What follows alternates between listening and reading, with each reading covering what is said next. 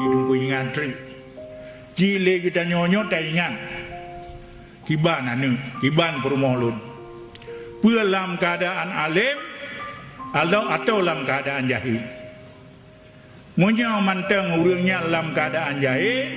nyawa ke kita nyawa tengok hana dosa lain yang lebih rayu banyak rayu dan dosa pujahe anu pujahe perumoh hana pubuat dan hana yuwa jabat anu hana pubuat kero dan hana yuwa jabat nyan gedanyo katame dosa yang cukup rayu. Jadi hal liur tu karena perjalanan gedanyo tinggal liur bangkit lang kubu trip data trip 50,000 tahun mantang yang tadang di Mawakif 50,000 tahun yang hinan hana gebi makan hana sobi minum tu hana pakaian dan hana wala kahana tu yang dang di Mawakif 50,000 tahun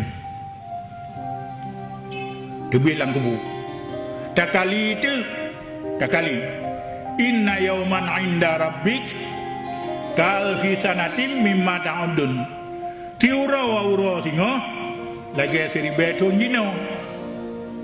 jadi 50,000 tahun kali tiura 1,000 tahun paduk jut paduk trep tadang yang hinan hana maho taju merumpok dengan Nabi Adam merumpok dengan Nabi Nuh merumpok dengan Nabi Ibrahim laki syufan hana adanya manduk. Kemudian ada siratul mustaqim mendang lehri bedon tidun tajak taik sidun tajak sari benar 1,000 tahun 1,000 tahun datun lehri bedon panjang perjalanan gedanyo ukura nyan dosa tame lebih ge tak belah roh jinokol lagi na anu yang kalau beun jo pada tempat beun nyan bah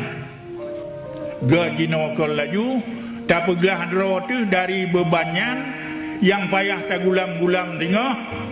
50,000 tahun kali tiap surah 1,000 tahun jadi nyan bah